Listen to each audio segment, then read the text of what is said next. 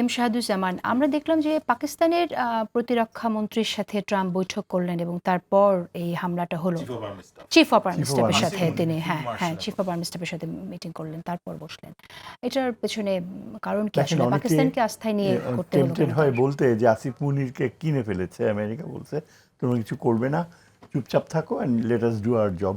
আমার ধারণা যে পাকিস্তান পার্লামেন্ট ইউনানিমাসলি ডিসাইড করেছে যে they will all out support দেবে ইরানকে। তারপর পাকিস্তানের যে কোর যারা মিটিং করে, যে আপনার কোর কমান্ডার্সরা, এরাই সবচেয়ে ইনফ্লুয়েন্সিয়াল মিলিটারিতে। আসিফ মুনিরের পক্ষে এটা সম্ভব হবে না আমেরিকান প্রেসিডেন্টকে বলা যে আমরা চুপ থাকবো, আমরা কিছু করব না। আমার ধারণা মনে হয় আসিফ মুনির বোধহয় ভদ্রভাবে হি ওয়ার্নড প্রেসিডেন্ট ট্রাম্প যে পাকিস্তানকে বাধ্য হবে, পাকিস্তানের কোনো উপায় থাকবে না, উই আর নেক্সট যদি ইরান পরাজিত হয়। সুতরাং ইরানকে সমর্থন দেওয়া শুধু নৈতিক না, এটা আমাদের জিও স্ট্র্যাটেজিক চয়েস। পাকিস্তান কি তাই করবে বলে মনে হয়? কিন্তু এই জায়গায় তো আমরা এখন দেখলাম যে পুরাটা পাকিস্তান ঠিক ডিপেন্ড, এরকম একটা সময় ট্রাম্পকে শান্তি পুরস্কার দেওয়ার কথা না না বলছে। না, সেটা তো প্রশ্নই ওঠে না। শান্তি পুরস্কারের ফেস চলে গেছে। এখন যেটা হচ্ছে যে পাকিস্তানকে এটা দেখতে হবে যে কালকে থেকে, আজকে থেকে যেটা শুরু হয়েছে, এটা হচ্ছে দ্য ওয়ার ইজ বিটুইন, যদি ইসরায়েল আর ইরানকে তুলনা করেন, লঞ্চিং প্যাডস ভার্সেস ইন্টারসেপশন। মানে লঞ্চিং প্যাড কতগুলা মিসাইল উঠতে পারবে, ফায়ার করতে পারবে। ইসরায়েল দাবি করছে যে 55% ইরানিয়ান লঞ্চিং প্যাড ধ্বংস করে ফেলছে, কিন্তু ইরান সবসময় চায়নার কাছ থেকে পেয়ে। আর ইন্টারসেপশনের মাত্রা ইসরায়েলের উইক হয়ে যাচ্ছে, তাদের আয়রন ডোম আস্তে আস্তে দুর্বল হয়েছে। তার মানে ইন্টারসেপশনের মাত্রা যদি ইসরায়েলের কমতে থাকে, তাইলে ইরান, এটাই পাকিস্তানের জন্য বিবেচ্য বিষয়। পাকিস্তানের ল্যান্ড বাউন্ডারি হয়তো ক্লোজড হতে পারে, কিন্তু পাকিস্তানের যথেষ্ট ক্ষমতা রয়েছে চীনকে পারসুয়েট করার। রিসেন্টলি যে সাকসেস হয়েছে, আমার মনে হয় চায়না এটা ভালো করে জানে। ইরানকে তারা বলে ইট ইজ দ্য আর্টারি, তাদের যে রক্তনালী চায়নার এনার্জি নিডস মিট করার জন্য। এবং এই যে গ্যাস ফিল্ডগুলো, ফিল্ডগুলোয় ইসরায়েল আক্রমণ করছে, it's as good as attacking China. কারণ চায়নার এনার্জি সোর্স ডিপ্লিটেড হয়ে যাওয়া, এটা চায়নার জন্য অত্যন্ত এক্সপেন্সিভ। সুতরাং আমার ধারণা যে আগামীতে পাকিস্তান চীনকে প্রলুব্ধ করতে পারবে সরাসরি অনেক সাহায্য করতে, যেটা ব্রিগেডিয়ার সাহেব বললেন যে এয়ার ডিফেন্সে। সুতরাং আমি তো মনে করি যে এখন যুদ্ধের সবচেয়ে এক্সাইটিং ফেজটা শুরু হয়েছে। আমাদের কি করণীয়? যেমন আমি বাংলাদেশ সরকার এখানে কি করণীয়? আমাদের তো প্রধান উপদেষ্টা global leader, Bangladesh is too small a pie. আমরা সব কিছুতে বাংলাদেশকে টেনে, অবশ্য ব্রিগেডিয়ার সাহেব বলতে হবে, বা যদি অনেক স্ট্রেটস অফ হরমুজ বন্ধ হয়ে যায়, তেলের দাম বেড়ে যায় অনেক বেশি, তাহলে বাংলাদেশের উপর ইম্প্যাক্ট রাখবে। আমাদের এখানে পপুলার সাপোর্ট তো অনেক বেশি ইরানের জন্য, কিন্তু বাংলাদেশ সরকারকে অনেক কশাসলি এগোতে হয়, কেননা America is playing a very useful role এই ট্রানজিশনাল গভর্নমেন্টের জন্য। কাজে অপরদিকে আপনি আমেরিকাকে ডিসপ্লিজও করতে পারেন না। তবে আমার ধারণা যে ইসরায়েল এখন কতখানি আক্রান্ত হচ্ছে, কতখানি তার মানে এই যে স্কচ আর্থ পলিসি, পুড়িয়ে দেয়া, ছারখার করে দেয়া, এটাই করতে পারে নাকি ইসরায়েলের উপরে, সেটাই পুরা বিশ্ব অধীর আগ্রহে তাকিয়ে আছে। ব্রিগেডিয়ার হাসান নাসির, আপনি বাংলাদেশের করণীয় নিয়ে কথা বলতে চেয়েছিলেন। এই বিষয়টা বিষয়ে আগ্রহের সাথে বলবো, বিকজ ইরান ইসরায়েল যুদ্ধের থেকে আমরা কি শিখছি বা পাচ্ছি। আমি মনে করি যে আমাদের একটা বড় অ্যাচিভমেন্ট হচ্ছে আমাদের যে প্রতিবেশী বা আমাদের যে প্রতিপক্ষ ভারত, এই মুহূর্তে দক্ষিণ এশিয়াতে তার অবস্থান দুর্বল হওয়ার পরে এই রিজিওনালি অলসো আমরা মিডল ইস্ট অ্যান্ড যদি আমরা সাউথ এশিয়াকে ধরি, এই অঞ্চলেও তার একটা বড় বিব্রতকর অবস্থা হয়েছে। সেটা হচ্ছে, প্রথম হচ্ছে যে ইরানে তাদের যত স্পাই ছিল, ইসরায়েলি স্পাই, তাদেরকে মৃত্যুদণ্ড দেওয়া হয়েছে। তাদের সমস্ত ইন্ডিয়ানদেরকে ইরান ছেড়ে দিতে বলা হয়েছে। তাদের যে পোর্টটা ছিল, ওই পোর্টটা থেকে বের করে দেওয়া হয়েছে।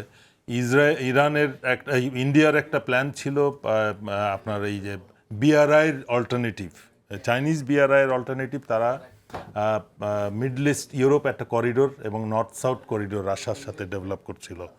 এই রোড কমিউনিকেশনটা, এটাও কিন্তু প্রসপেক্টে ইট ইজ নাও নীল। তো তো মানে diplomatically, strategically, economically India is in disadvantage. তো ওই এখন ইন্ডিয়া হ্যাজ টু উইথড্র, কিন্তু সব দিক থেকে মানে নেইবারের সাথেও তার রিলেশনটা সে ভালো রাখতে পারে নাই। এখন তার নেক্সট ডোর নেইবার হচ্ছে ইরান, ইরানের সাথেও একটা কন্ট্রাডিকশনে চলে গেছে। আমাদের বিষয় হচ্ছে যে এখন আমাদের যেটা শিক্ষণীয় সব থেকে বড়, আমরা পাকিস্তান ইন্ডিয়া ওয়ারে যেটা দেখলাম যে air force and the electronic warfare বলি, সাইবার ওয়ারফেয়ার বলি, যে এই জিনিসগুলাই কিন্তু they played the major role. আমরা যে বলি যে আমাদের ইনফ্যান্ট্রি এত ডিভিশন এত এগুলো আছে, এরা তো just they should be waiting for application in some security forces. এদের কিন্তু আর কোনো ফিউচার ব্যাটেলে কিন্তু এই আমাদের ইনফ্যান্ট্রি সোলজারদের কোনো কাজ নাই। তো we have to see what is going on, future war কীভাবে হতে যাচ্ছে। এবং it is not for the richer world only, যে ফার্স্ট ওয়ার্ল্ডের ওয়ার না, কিন্তু পাকিস্তান যখন শো করেছে ইকোনমিক্যালি তারা they are not better off, but they have shown the most modern and next generation warfare. Pakistan যদি করতে পারে আমরা কেন পারবো না? তো আমাদের ফোকাসটা ওইভাবে চেঞ্জ করতে হবে যে আমরা মিসাইল ডিফেন্সের দিকে যাব, এয়ার ডিফেন্সের দিকে যাব, এবং আমাদের অফেন্সিভ টেকনিক কি হবে, রিওরিয়েন্টেশন, ম্যাসিভ রিওরিয়েন্টেশন আমাদের ডিফেন্স ফোর্সে। এবং আমরা কিন্তু এই 5 আগস্টের পরের থেকে ডিফেন্স রিফর্ম নিয়ে যত বার চিল্লাচ্ছি, স্যার আমাদের সাথে ব্যাপকভাবে মানে very closely integrated, but we have not been able to achieve a single millimeter, not to talk about the ধন্যবাদ centimeter. আপনাকে professor Thank you. Parvez Abbasi. আমরা শেষ করে দিতে হবে। আমি আপনার কাছে যেটা জানতে চাই যে আমাদের সামনে যে ইকোনমিক চ্যালেঞ্জটা আসতে যাচ্ছে, আশঙ্কা করছি আমরা এরকম একটি অবস্থায় যদি আসে, তাহলে আমাদের কি প্রস্তুতি রাখা উচিত বলে আপনি মনে করেন? তেলের দাম বেড়ে যেতে পারে, এর বাইরে ইনফ্লেশন হতে পারে। আপনি কি মনে করেন যে আমাদের কোনো প্রাক প্রস্তুতি থাকা উচিত? আরেকটি বিষয় যে এই যুদ্ধকে থামানোর জন্য বিশ্ব নেতাদের যে ভূমিকা নেওয়া দরকার, সেটা কি আপনি দেখছেন কিনা? আচ্ছা আচ্ছা, দুটো জিনিস আপনি বললেন, তো আমি দুটো জিনিসই বলে দেব, আর বাকিগুলো যেটা আছে ওটা তো এটা টাইমও নেই বোধহয়। প্রথম জিনিস হচ্ছে যে আমাদের অবস্থা, অর্থনৈতিক অবস্থা প্রায় বিগত 5-7 বছর যে ইকোনমিক ম্যানেজমেন্ট হয়েছে, এটা এমনি ভঙ্গুর অবস্থায়। নাহলে তো অবস্থা খারাপ, নাহলে তো IMF-এর লোন নেওয়া হতো না, এবং এখনও উত্তরোত্তর আমরা লোন নিচ্ছি। তার মানে আমাদের কিন্তু এমনিতে ফ্রিডম অফ ন্যাভিগেশন নাই। 2, অফকোর্স তেলের দাম যদি বেড়ে যায়, তেলের দাম বেড়ে গেলে আপনার হচ্ছে মূল্যস্ফীতি হবে, মূল্যস্ফীতি হলে আমার টাকার মান অবমূল্যায়ন হবে, এবং তখন আমার যে ডেট সার্ভিসিং ওটা আরও এক্সপেন্সিভ হয়ে যাবে। এখন আপাতত আরও বেশি চিন্তা হচ্ছে যে স্ট্রেইট অফ হরমুজ যদি এখানে হচ্ছে যদি এটা বন্ধ করে দেওয়ার চেষ্টাও করে, তাহলে বাংলাদেশের জন্য একটা হচ্ছে চাপ আসবে। কেননা আমরা হচ্ছে অনেকগুলো আমাদের তেল, ক্রুড অয়েলটা বেশিরভাগ আমরা ইম্পোর্ট করি হচ্ছে সৌদি আরবিয়া থেকে এবং আবুধাবি থেকে, আর রিফাইন্ড অয়েলগুলো হচ্ছে 85% আমরা করি হচ্ছে চায়না, মালয়েশিয়া, সিঙ্গাপুর, ইন্ডিয়া, এখান থেকে রিফাইন্ড অয়েলগুলো নিই। কিন্তু ওগুলো আছে মধ্যপ্রাচ্য থেকে আসে, অয়েলটা রিফাইন করে আসে। সো এবং অলরেডি আমাদের যেটা হয়েছে, এখন আমরা রাউটটা চেঞ্জ করতে হচ্ছে। আমাদের কন্টেনার যেগুলো লার্জ অয়েল কন্টেনার্স, ওটার দাম কিন্তু ডাবল হয়ে গেছে, এবং হচ্ছে যে এখন আমাদের বড় বড় কন্টেনারে যেতে হচ্ছে, যেটার খরচটা বেড়ে যাচ্ছে এবং ইন্স্যুরেন্স প্রিমিয়ামটা বেড়ে যাচ্ছে। এবং সবচেয়ে বেশি আমাদের যেটা মানে সাংঘাতিক, এটা হচ্ছে আমাদের চিন্তার বিষয় হচ্ছে প্রবাসী বাংলাদেশি যারা আছে মধ্যপ্রাচ্যের মধ্যে নানান জায়গায়, এই যদি এখন সংঘাতে যদি এখানে মানে যদি ওয়াইডার যদি মনে করেন মিডল ইস্টার্ন সিটিসে বম্বিং হয়, আমরা আশা করছি এটা হবে না, বা Iran will choose a time and place of its own choosing to strike in a manner which probably not many people can anticipate. But যদি হয়, সংঘাতটা যদি আরও বড় হয়, তখন আমাদের প্রবাসী বাংলাদেশিদেরকে আমরা নিয়ে আসবো কীভাবে? এবং last but not the least, নৈতিকভাবে আমরা চাই হচ্ছে যে এখানে অ্যাটলিস্ট অ্যাজ এ বাংলাদেশি হচ্ছে যে আমরা চাই যে এখানে হচ্ছে there is no war, কিন্তু এখানে হচ্ছে রিয়েলিস্টিকভাবে সবসময় যুদ্ধ হয়ে গেছে বাবা আদমের আমল থেকে।